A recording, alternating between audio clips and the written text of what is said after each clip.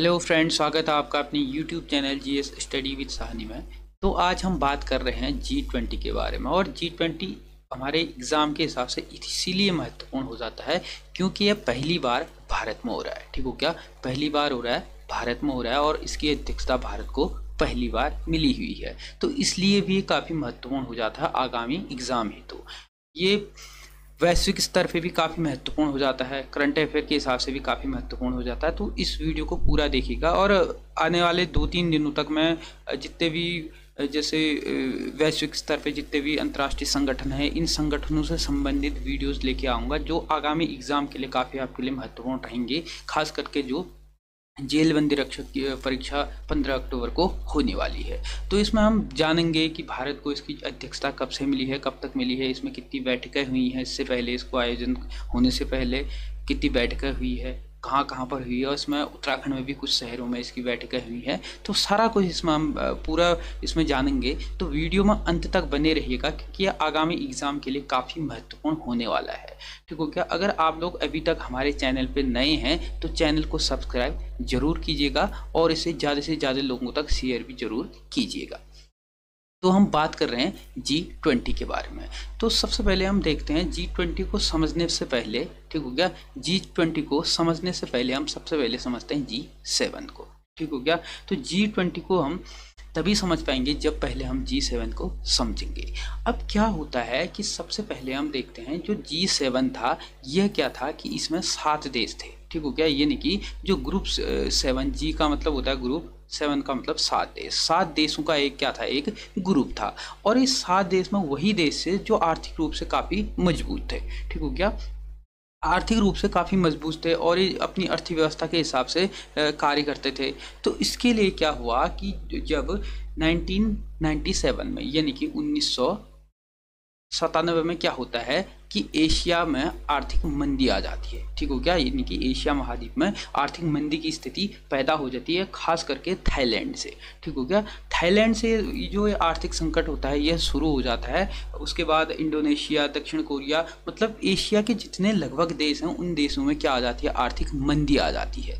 अब इस आर्थिक मंदी आने का कारण ये था कि जो यहाँ के देश हैं, ठीक हो गया, जो थाईलैंड था, कोरिया था, इंडोनेशिया था, इन देशों के द्वारा क्या किया गया था, जो अपनी मुद्रा होती है उस मुद्रा का क्या किया कर दिया गया था, उसकी जो वैल्यू है उसको गिरा दिया गया था। गिराने का कारण इन्होंने ये कहा था कि क्या कहते हैं, अगर हम इस मुद्रा को गिरा देंगे तो क्या होगा कि विश्व के जो धनी देश हैं वो क्या करेंगे, हमारे वहाँ व्यापार शुरू कर देंगे। यानी कि अपना मतलब अगर इनकी जो मुद्रा थी, अगर वो मुद्रा की कम की, मतलब जो मुद्रा है, मुद्रा की अगर वैल्यू गिर जाएगी तो उससे क्या हो जाएगा, जो धनी देश हैं उनका अगर व्यापार करने के लिए यहाँ आएंगे तो उनको सस्ते वर्कर मिलेंगे, सस्ते मतलब हर एक चीज़ मतलब सस्ती प्रोवाइड हो जाएगी। इस कारण से इन लोगों के द्वारा कहा कि वैश्विक स्तर पे हमारे वहाँ व्यापार आएगा, जिस कारण से इनने मुद्रा क्या करती गिरा दी और उसका ठीक क्या हो गया, उल्टा हो गया। ऐसा ना होकर के इसका उल्टा हो गया और आर्थिक मंदी की स्थिति क्या हो गई थी, एशिया में उत्पन्न हो गई थी। तो उस परिस्थिति में क्या हुआ था कि जो G7 जो राष्ट्र थे, ये तो कैसे राष्ट्र थे, ये तो धनी थे, संपन्न राष्ट्र थे। तो ऐसी मतलब ऐसा महसूस होने लगा उस टाइम पे कि एक ऐसा ग्रुप होना चाहिए जो आर्थिक रूप से इनको जो आर्थिक रूप से कमजोर जो देश हैं, जो मतलब मध्यम वर्ग के जो देश हैं, इन देशों की जो आर्थिक स्थिति है उसको मतलब सही तरीके से समानांतर तरीके से चलाया जाए और उसको ग्रो करा जाए। ऐसा एक मतलब महसूस होने लगी, ऐसी आवश्यकता महसूस होने लगी। तो उसके लिए क्या होता है कि एक ग्रुप बनाने की बात होती है जिसको ये कहा जाता है G20। ठीक हो गया? इसमें क्या होता है कि 19 देश और एक यूरोपीय यूनियन शामिल किया जाता है। अब सबसे पहले हम देखते हैं G7 जो है, G7 की जो स्थापना होती है वह होती है 1975 में। ठीक हो गया कि 1975 में G7 की स्थापना होती है, जिसमें Canada, France, Germany, Italy, Japan हो गया, इंग्लैंड हो गया यानी कि यूनाइटेड किंगडम हो गया, और संयुक्त राष्ट्र अमेरिका हो गया। ये 7 राष्ट्र इसमें शामिल थे। ठीक हो गया? और ये 7 के 7 कैसे थे, धनी राष्ट्र थे, मतलब संपन्न राष्ट्र थे। तो ये शामिल हो गए। उसके बाद क्या होता है 1997 और 98 यानी कि 1997-98 में क्या होता है, इसमें रूस भी शामिल हो जाता है। ठीक हो गया? रूस शामिल हो जाता है और रूस शामिल होने के बाद जो ये G7 होता है, अब G7 क्या किस नाम से जाना जाने लग गया था, G7 को G8 के नाम से जाने लग गया था। ठीक हो गया? यानी कि G7 को अब G8 बन गया था, क्योंकि इसमें रूस भी शामिल हो गया था। अब रूस के शामिल होने से कितने देश हो गए, 8 देश हो गए, तो 8 देशों का ग्रुप G8 कहलाया। परंतु क्या होता है कि 24 मार्च 2014 में 24 मार्च 2014 में क्या होता है कि क्रीमिया के विवाद के कारण जो रूस होता है, रूस को इस G8 के ग्रुप से क्या किया जाता है, बाहर कर दिया जाता है, निलंबित इससे कर दिया जाता है। तो वर्तमान में जो G7 जो देश थे, इसमें सिर्फ आप कितने रह गए थे, G8 जो थे उसमें सिर्फ आप G7 ही रह गए थे। तो अब क्या होता है कि इनके द्वारा कहा गया कि एक ऐसा ग्रुप होना चाहिए एशिया में भी, जो क्या होगा कि जो एशिया की जो वित्तीय समस्या है, इस समस्या को सही करने के लिए एक ग्रुप बनाया जाना चाहिए, ऐसा महसूस होने लगा था। तो इस कारण ही क्या हो गया था, फिर इसी के लिए उस टाइम पे फिर क्या होता है, 1999 में G20 की स्थापना होती है। ठीक हो क्या, G20 की स्थापना होती है 1999 में। तो फिर क्या होता है, G20 की स्थापना 26 सितंबर 1999 में एशियाई वित्तीय संकट के बाद इसके वित्त मंत्रियों और केंद्रीय बैंक के गवर्नर, यानी कि जितने भी केंद्रीय बैंक होते हैं प्रत्येक देश के, इन देशों के गवर्नरों के द्वारा क्या गया था, फिर वैश्विक आर्थिक और वित्तीय मुद्दों पर चर्चा करने के लिए एक मंच की शुरुआत की गई थी। ठीक हो क्या, इनकी जो भी इसमें जो भी वित्तीय मुद्दे होंगे, जो भी ऐसे संकट आएगा, उस संकट से निपटने हेतु G20 की क्या की गई थी, स्थापना की गई थी। कब, 26 सितंबर 1999 में। अब पहले क्या होता था कि जो ये G20 था, इसमें जो इसकी बैठकें होती थी, उस बैठकों में सिर्फ और सिर्फ कौन भाग लेते थे, सिर्फ और सिर्फ जो वित्त मंत्री होते हैं, प्रत्येक देश के जो वित्त मंत्री होते हैं, और प्रत्येक देश के केंद्रीय जो बैंक होते हैं, केंद्रीय बैंक के जो गवर्नर होते हैं, वही इसमें क्या करते थे, भाग लेते थे। और इसका जो मुख्य उद्देश्य जो था वह क्या था, मध्यम आय वाले देशों को इसमें शामिल करके वैश्विक वित्तीय स्थिति को सुरक्षित करना, इसका क्या था, मुख्य उद्देश्य बना था। अब हम बात करते हैं कि जो ये G20 है, G20 में हमने बोला कि कितने देश, 19 देश। ठीक हो गया, 19 देश और एक यूरोपीय यूनियन, टोटल कितने, 20 इसमें राष्ट्र हुए। ठीक हो गया, इसको हम आगे डिस्कस करने वाले हैं। तो इसका जो मुख्य उद्देश्य था वो क्या था कि जो मध्यम स्थिति वाले, जो मध्यम आय वाले जो देश थे, उन देशों की स्थिति को सुरक्षित करना इसका क्या था, मुख्य उद्देश्य था। तो इसका जो एजेंडा था वो क्या था, वैश्विक आर्थिक, इसका क्या था, एजेंडा था। दुनिया की 2/3 आबादी इन्हीं G20 देशों में निवास करती है, यानी कि जो 19 राष्ट्र और एक यूरोपीय यूनियन जो इसमें शामिल है, उसी में दुनिया के लगभग 2/3, ठीक हो गया, 2/3, 2/3 जो आबादी है वह सिर्फ इन्हीं राष्ट्रों में निवास करती है। ठीक हो गया। तो पूरे विश्व में जो GDP है, ठीक हो गया, पूरे विश्व की GDP का लगभग 85% यही इन्हीं राष्ट्रों पर निर्भर करती है। ठीक हो गया, यानी कि पूरे दुनिया का GDP का 85% इन्हीं जो G20 देश हैं, इन्हीं पर क्या करती है, निर्भर करती है। और वैश्विक व्यापार पर अगर हम नज़र डालें तो 75% जो वैश्विक व्यापार है वह इन्हीं G20 देशों में होता है। आप समझ सकते हैं ये G20 जो देश हैं ये कितने अहम है। ठीक हो गया।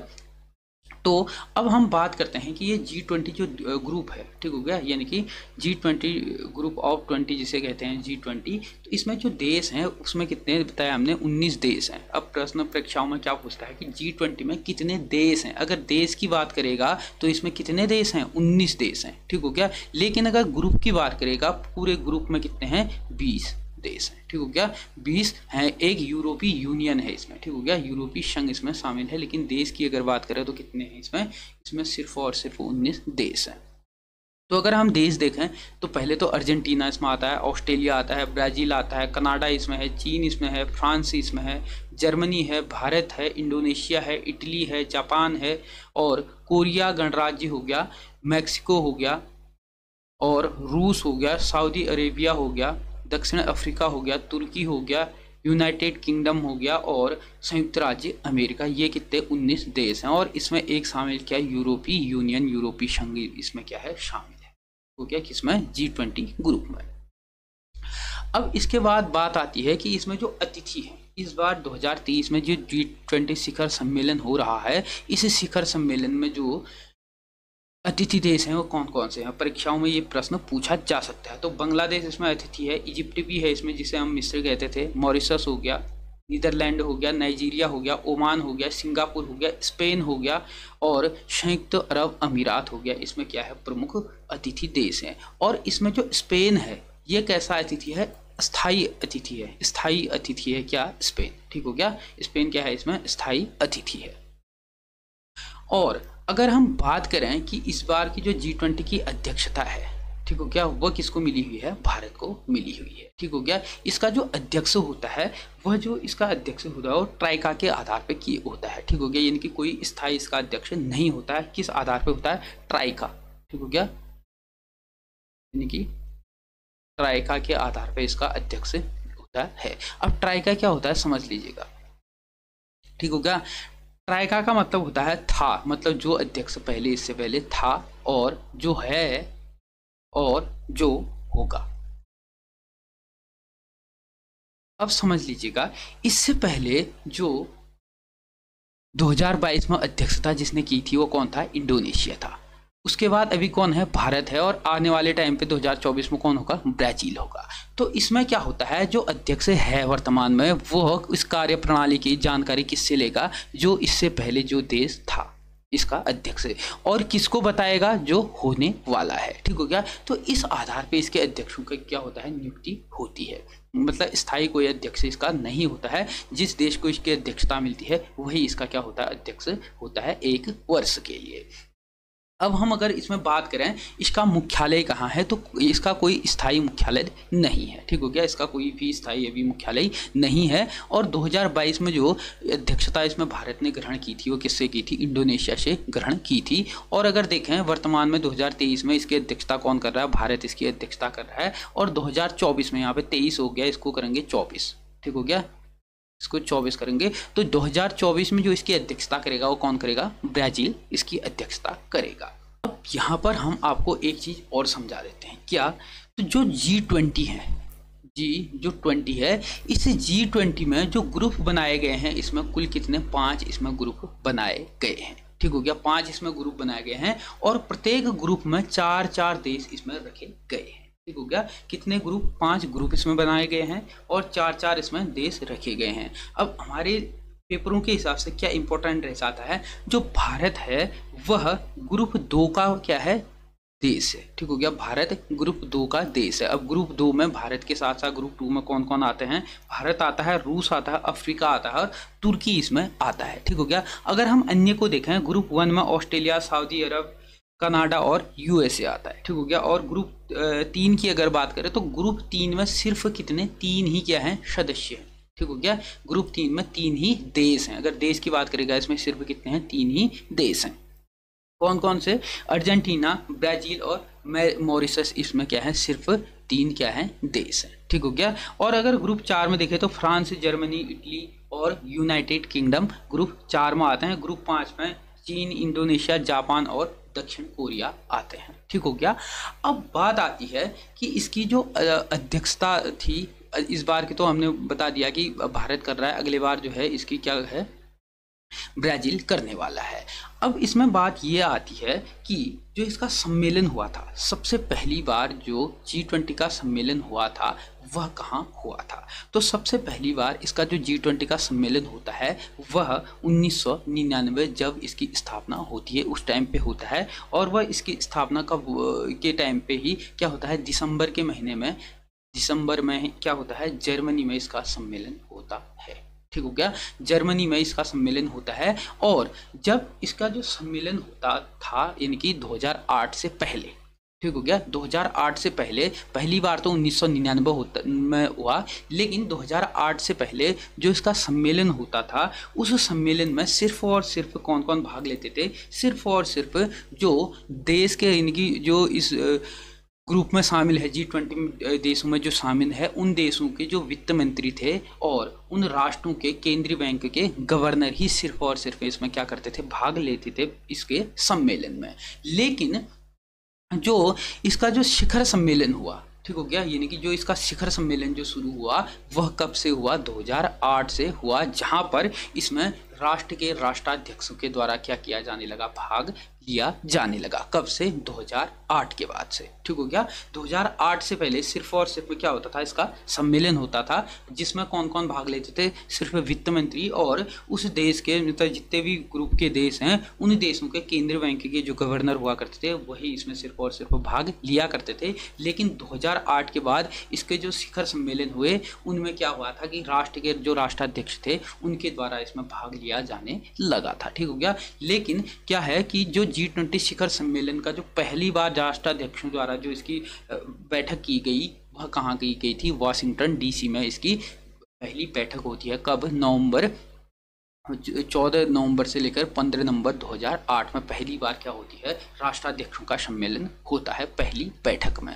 और दूसरी बात आती है कि जो भारत में वर्तमान में जो शिखर सम्मेलन चल रहा है G20 का, वह कौन से नंबर का है? 18 नंबर का वह शिखर सम्मेलन है। ये भी प्रश्न आपका आ सकता है। ठीक हो गया। मतलब इसमें एक एक चीज़ आपके इम्पोर्टेंट रहेंगी, आप इसको अंत तक देखिएगा।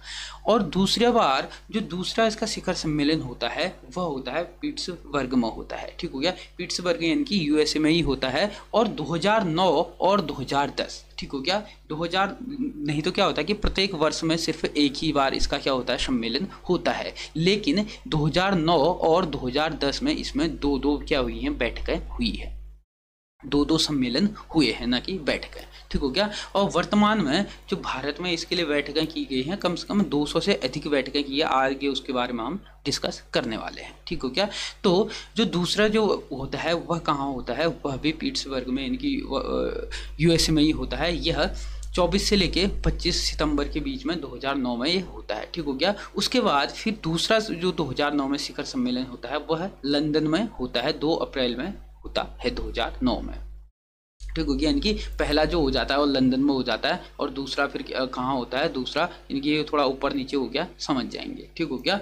उसके बाद जो तीसरा सम्मेलन होता है वह कहाँ होता है? 2010 में जून में होता है। ठीक हो गया। जून में होता है और 2010 में कनाडा में होता है। उसके बाद जो पाँचवा जो होता है, पाँचवा कोरिया में होता है। कोरिया गणराज्य में 2010 में ही होता है ये भी। ठीक हो गया। उसके बाद जो छठा सम्मेलन होता है वह कहाँ? फ्रांस में होता है, ये 2011 में। और 2012 में जो होता है वह मैक्सिको में होता है। और उसके बाद 2013 में रूस में होता है, 2014 में ऑस्ट्रेलिया में, 2015 में तुर्की में, 2016 में चीन में, 2017 में जर्मनी में, 2018 में अर्जेंटीना में, 2019 में जापान में, 2020 में सऊदी अरब में और 2021 में अक्टूबर में इटली में होता है। और 2022 में यह कहाँ होता है? इंडोनेशिया में होता है। और वर्तमान में कहाँ हो रहा है? भारत में हो रहा है। और भारत ने इसकी जो अध्यक्षता ली है किससे? इंडोनेशिया से ली है।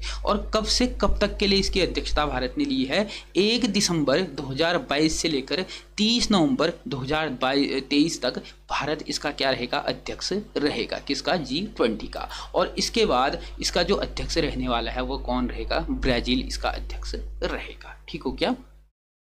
उसके बाद अगर हम बात करें इसकी कार्यप्रणाली की, तो इसकी कार्यप्रणाली में हम देखते हैं कि G20 की अध्यक्षता के तहत एक वर्ष के लिए G20 एजेंडा का संचालन किया जाता है और इसका शिखर सम्मेलन का आयोजन किया जाता है। ठीक हो गया। यानी कि जो भी देश की अध्यक्षता लेगा वह इसका 1 वर्ष का क्या करता है? एजेंडा तैयार करता है, वह संचालन इसका करता है। और G20 के में 2 समानांतर ट्रैक होते हैं जिसमें वित्त ट्रैक और शेरपा ट्रैक कहा जाता है। ठीक हो गया। ये इसमें 2 समानांतर ट्रैक होते हैं इस जो एजेंडा है इसको संचालन हेतु। ठीक हो गया।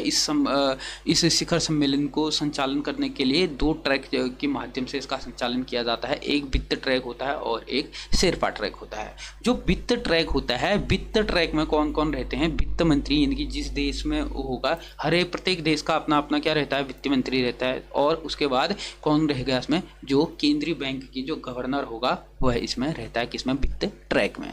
उसके बाद बात आती है शेरपा ट्रैक। जो शेरपा ट्रैक होता है, इस शेरपा ट्रैक में जो राष्ट्र का राष्ट्राध्यक्ष द्वारा नियुक्त प्रतिनिधि इसमें क्या होता है? इसमें इसका वो अध्यक्ष रहता है, किसका, शेरपा ट्रैक का। और वर्तमान में जो राष्ट्रीय अध्यक्ष के द्वारा जो भारत में नियुक्त किया गया जो प्रतिनिधि है वह कौन है, अमिताभ कांत इसका प्रतिनिधि है शेरपा ट्रैक का। ठीक हो गया। और जो अमिताभ कांत है ना, ये नीति आयोग के भी सीईओ रहे हैं। ठीक हो गया, नीति आयोग के सीईओ रहे हैं, इसलिए भी ये क्या हो जाता है, महत्वपूर्ण हो जाता है। पेपर में पूछ देगा कि शेरपा ट्रैक का के जो प्रतिनिधि हैं वह कौन है, तो वो कौन है, अमिताभ कांत इसके प्रतिनिधि हैं। ठीक हो क्या।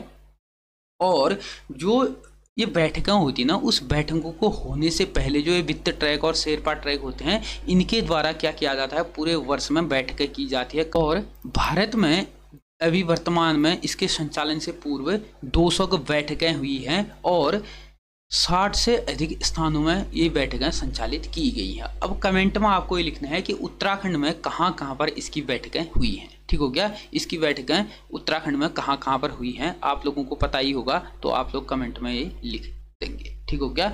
तो कम से कम 60 से अधिक स्थानों में 200 से अधिक इसकी बैठकें हुई है। उसके बाद यह जो शिखर सम्मेलन है उसका 2 दिवसीय आयोजन कहाँ, न्यू दिल्ली में चल रहा है अभी। ठीक हो गया, 9 और 10 सितंबर को क्या है, इसका शिखर सम्मेलन होना है। और जो ये शेरपा ट्रैक होते हैं ना, ये प्रत्येक राष्ट्र के अपने अपने शेरपा होते हैं। ठीक हो गया, हर एक राष्ट्र का अपना अपना एक क्या होता है, शेरपा होता है। इन्हीं के द्वारा वित्त ट्रैक और शेरपा ट्रैक के जो सदस्य होते हैं, इन्हीं के द्वारा बैठकें करके क्या किया जाता है, इसके जो कार्य प्रणाली होता है उसका संचालन किया जाता है।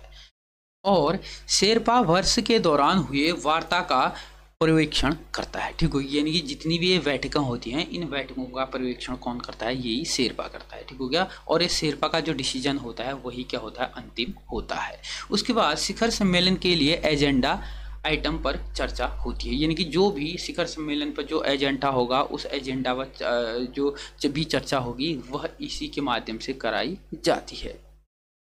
इसके अलावा संपर्क समूह G20 देशों के नागरिक समाजों, संसदों, विचार मंचों, महिलाओं, युवाओं, श्रमिकों, व्यवसायियों और शोधकर्ताओं को एक साथ लाना इसका क्या है, मुख्य उद्देश्य है। ठीक हो गया, G20 का। तो आप इसको समझ गए होंगे कि भारत में जो G20 है इसका क्यों इतना महत्व है और क्यों यह इस बार भारत में हो रहा है। ठीक हो गया। तो इसमें मुख्य जो चीज़ें रहती है वह आतंकवाद से संबंधित वार्ताएं इसमें रहती हैं, जैसे अभी यूक्रेन और रूस जो युद्ध चल रहा है उस पर भी इसमें डिस्कस होनी है। तो बहुत से मुद्दे इसमें रखे जाते हैं। तो एक ऐसा संगठन है या ऐसा एक समूह है जिसके माध्यम से जो वैश्विक स्तर पर इसकी चर्चा इसमें की जाती है। ठीक हो गया। तो वीडियो अच्छी लगी तो इसे ज़्यादा से ज़्यादा लोगों तक शेयर कीजिएगा। और आने वाले 1-2 दिन में जितने भी अंतर्राष्ट्रीय संगठन हैं, चाहे IMF हो गया, चाहे WHO हो गया, मतलब जितने भी अंतर्राष्ट्रीय जो बड़े बड़े संगठन हैं उनके स्थापना हो गए, इससे भी काफ़ी आपके प्रश्न पूछने को देखने को मिलते हैं। तो वर्तमान में क्या हो रहे हैं, ये जो संगठन है वो हाईलाइट भी हो रहे, तो यहाँ से कुछ ना कुछ प्रश्न पूछने की संभावनाएं हैं। तो 1-2 दिन में इन्हीं संगठनों से संबंधित वीडियो लेकर के आऊँगा। तो इन वीडियो को आप ज़्यादा से ज़्यादा लोगों तक शेयर कीजिएगा और चैनल को सब्सक्राइब कीजिएगा, लाइक कीजिएगा। धन्यवाद।